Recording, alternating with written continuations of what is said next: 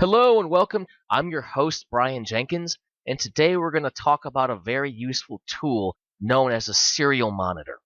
First, we're going to do a quick overview on serial communication, then we'll jump over to the Arduino IDE, write some code, and demonstrate the serial monitor.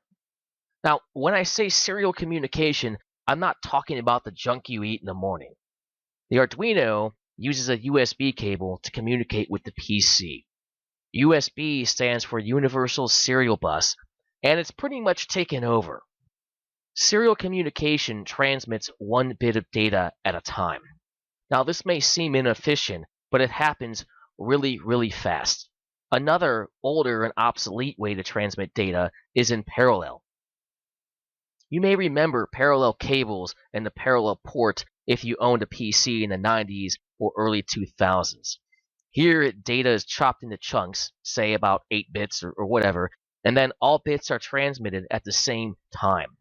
We won't be concerning ourselves with parallel data transmission, but it's good to know that it exists. So here we are at the Arduino website, and we can see, first of all, that the Arduino IDE comes with a serial library built in. And a library is just a bunch of similar functions that come in one neat, tidy package. And here we could see the functions inside of the serial library on Arduino's website here.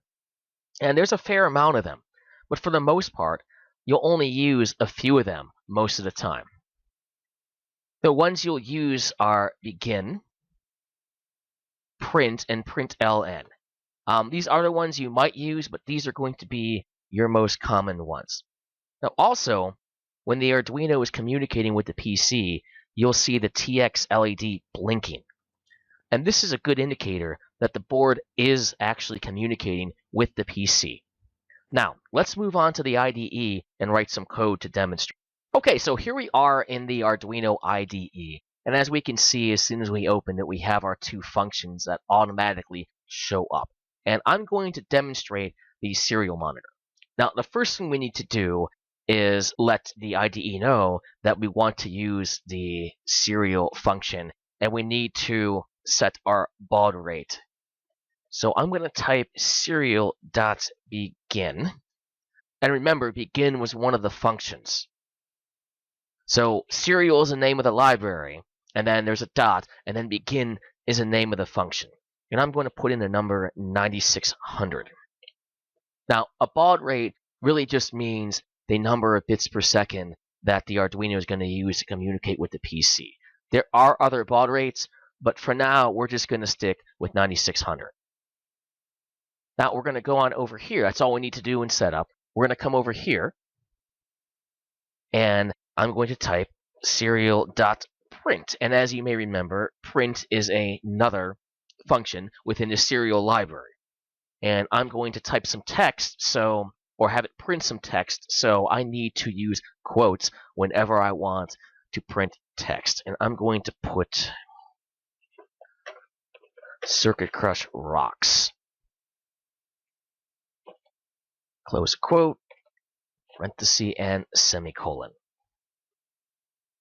So this is a real simple program. I'm going to go ahead and compile it and upload it to the board. Okay, so let's take a look. Let's come over here and take a look at the serial monitor. This is the serial monitor, this little symbol here. And you could also get to it through Tools and then Serial Monitor. But to me, this is just a lot easier, one less click. So let's open up the serial monitor. And here we can see it's printing really fast on one line. And I'm going to turn off auto scroll so you can see it. Circuit Crush rocks, over and over again. Now, that's kind of fast. That's kind of hard to read. So let's see if we can make an improvement here. I'm going to go ahead and close the serial monitor. And let's add some more code. Let's do this. I'm going to use the serial library again. And this time, I'm going to use the println function. And ln just stands for new line. And what that's going to do is that's going to print, you guessed it, a new line. And let's go ahead and compile and upload this and see what happens here. Okay, here we go to the serial monitor. And we can see now it's a little bit easier to read, especially when I turn off auto scroll. and it slows down, but it's still printing really, really fast. So maybe we could slow it down a little bit. Let's see what we can do. I'm going to add another line of code, and I'm going to put delay, which is another built-in function, and the number 500, and this is in milliseconds, by the way. So we're saying delay 500 milliseconds, which is half a second. Okay, now let's see when we upload it how this looks. And we'll open the serial monitor again. And here we see it's printing a little bit slower. So not only can we control how the output is formatted, we can also control the speed. And that comes in handy. But you know what? Printing a bunch of text over and over again is pretty boring. Let's see if we can do something else a little bit more interesting. I'm going to come over here between the two functions, and I'm going to declare an integer. And I'm just going to call it number, and I'm going to put it equal to 0. I'm going to come over here, and I'm going to comment out this code with just the 2 slashes. And on top of that, I'm going to write serial.print. Let me spell print right. I'm not the best typist here. And I'm going to put in here the variable number. Now notice I didn't use any quotes because this isn't going to put out text. This is going to put out this variable here named number, whatever its contents is, which right now is 0. And to make this more interesting, I'm going to try to write something like here. Number equals number. Oh, let's do it like this. Number plus equals 1. Now, you might have seen this notation or not before. This is the same thing as typing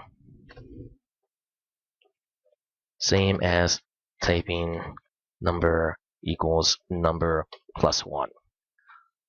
It's just a quicker, easier way to type the same statement using the plus equals.